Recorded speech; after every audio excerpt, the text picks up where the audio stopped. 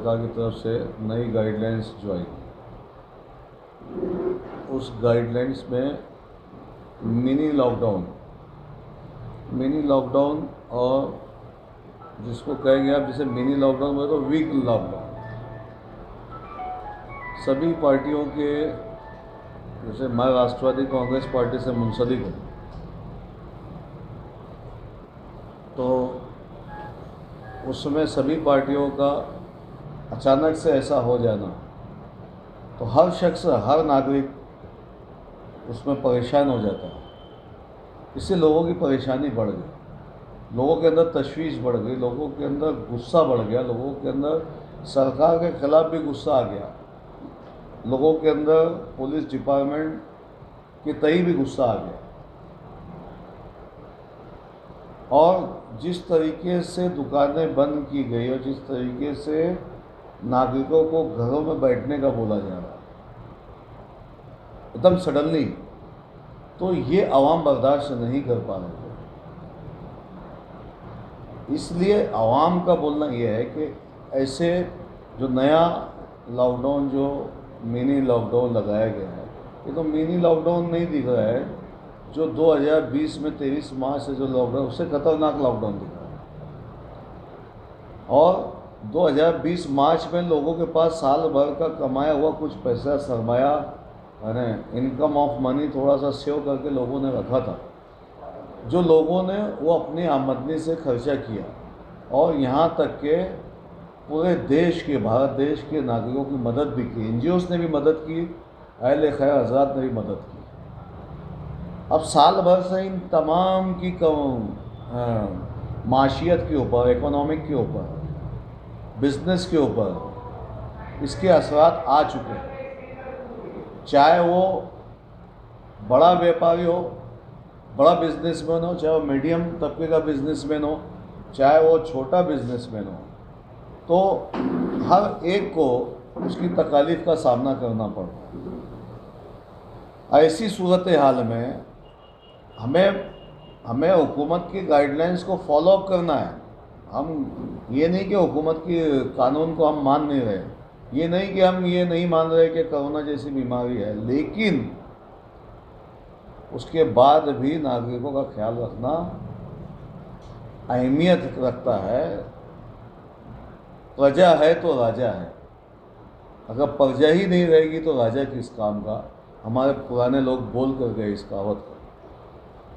आज जो माहौल पूरे महाराष्ट्र भर में चल रहा है, आपने देखा होगा, आपके चैनल के तवज्जुह से हम महाराष्ट्र सरकार को ये आगाह करना चाहते हैं, बताना चाहते हैं, मालेगांव शहर की, महाराष्ट्र के अवाम की, यूपी में इलेक्शन हो रहे हैं, बिहार में इलेक्शन हो रहे हैं, आसाम में इलेक्शन हो रहे हैं, बंगाल में इलेक्शन हो रहे हैं, कुंभ का मेला शुरू है, लोग शादियां ब्याह कर रहे हैं, लोग सब कर रहे हैं। आज पूरे कश्मीर से कन्याकुमारी तक व्हीकल का आमदोरफ्त चालू है, ट्रेनें चालू है, एरोप्लेन्स चालू है, बड़े बड़ी फैक्ट्री, बड़ी बड़ी सनतें चालू है। लोगों का आमदोरफ्त रोड पे कम नहीं है। अब लोगों को उनकी रोजी रोटी से बंद कर देना, उनकी इकोनॉमिक बंद हो जाएगी, उनकी इकोनॉमिक बंद हो जाएगी, तो वो अपने मकानों में क्या करेंगे, वो पैसा कहाँ से लाएंगे? ये एक बहुत बड़ा सवाल महाराष्ट्र के नागरिकों के सामने पैदा हो गया, और बिलखुसूस मालेगांव में। और मालेगांव शहर और महाराष्ट्र के लोग, उसमें 70% लोग ऐसे हैं, 70% लोग जो गरीब लोग हैं, जो मज़दूर लोग हैं, वो रोज़ कमाने निकलते हैं। रोज़ जो भाजी पाला, फ्रूट, खजूर, किराना, फलाना ढिमका, जो भी मामूली धंधा, पावर लूम का मज़दूर, ये सब रोज़ जाता है, रोज़ कमा करके अपने बाल बच्चों के लिए पेट भरने के लिए शाम में लाता है, जब उसके घर का चूल्हा जलता है। अब उसी शख्स की दुकान, उसी शख्स का ठेला, उसी शख्स का ये कारोबार हम बंद करके उसको ये कहेंगे तू घर पे बैठ। और वो घर पे भी जाता है तो उसकी घरवाली, उसके बच्चे, जब चूल्हा नहीं जलता है, जब उसको एहसास होता है, फिर वो रोड पे आ जाता है, फिर वो दुकान की तरफ आता है, फिर वो खाने कमाने के लिए आ जाता है। तो ऐसी सूरत हाल में उसके सामने एक ही मसला है, जो लोग हमारे पास आकर कर रहे हैं, हम लोगों को अमन की तलकीन कर रहे हैं, लोगों को समझाने की कोशिश कर रहे हैं, लेकिन उनका बोलना ये, जब हम घर पे जाते हैं तो हमारे बच्चों के आंसू हमसे देखे नहीं जाते। हमारी बीवी की जो डिमांड्स रहती है, नमक, मिर्ची, मसाला, ये लाने के लिए पैसे हमारी जेब में नहीं रहते। तो ऐसी सूरत हाल में हमने क्या करना चाहिए, कैसे घरों पर रहना चाहिए? तो इससे अच्छा भूखमरी के शिकार हो जाना चाहिए और हम तुम्हारी दुकानों पे जा कर के एक तो हमें खाना दो, हमें पैसा दो, दवा खाने का आप देखिए, है ना, कोरोना महामारी से कम है जैसे लोगों के अंदर बीमारी। आज आप देखोगे, मैं आपके सबके चैनल के माध्यम से ये सरकार को बताना चाहता हूँ, मेरा दुख नहीं है, ये मेरा दुख नहीं है, ये आवाम, महाराष्ट्र की आवाम का दुख है, मालेगांव शहर की आवाम का दुख है। आप इसको समझने की कोशिश कीजिए कि ये आवाम आपसे क्या चाहती है। ये चाह रही है आपसे कि यहाँ पर जो है लोगों के अंदर कोरोना से ज़्यादा डर नहीं रह गया जितना डर उनको भूखमरी से होना शुरू हो गया है।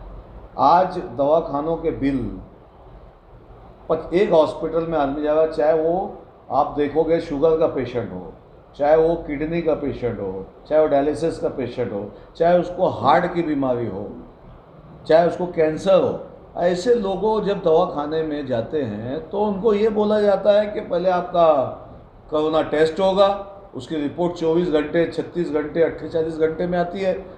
वो अभी नासिक के अंदर एक मेट्रो ऐसे ही हुआ, उसको हार्ट का पेशेंट था, उसको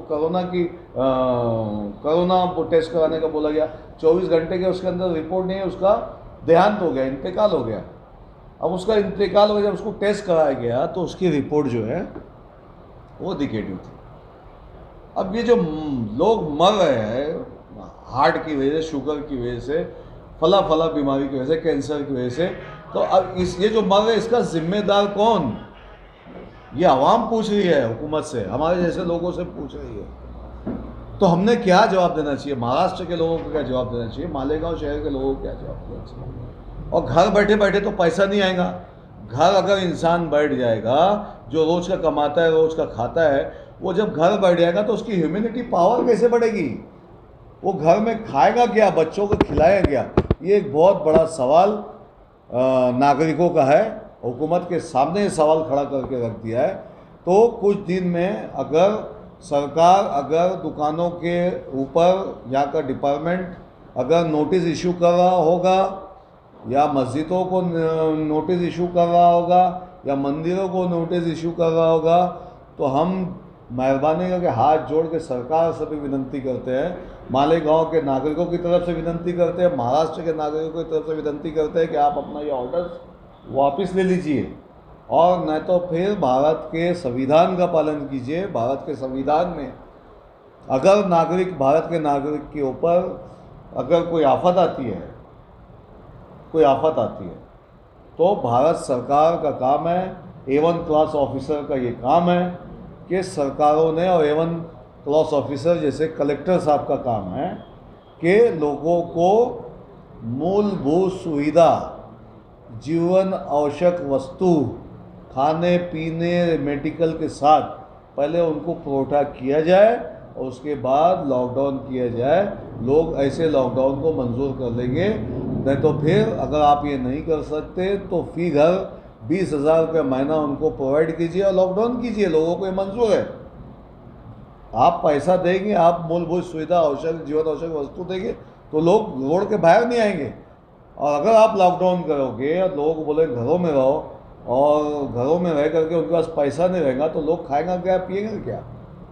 और NGOs ये साल अगर लॉकडाउन, ऐसा कड़क लॉकडाउन जिसको मिनी लॉकडाउन कहा गया है, अगर ऐसा कड़क लॉकडाउन होता है तो NGOs अहले खैर हज़रात लोगों की मदद नहीं करेंगे और लोग रोड पे आएंगे। तो महाराष्ट्र का, देश का, मालेगांव शहर का अमन बर्बाद होगा।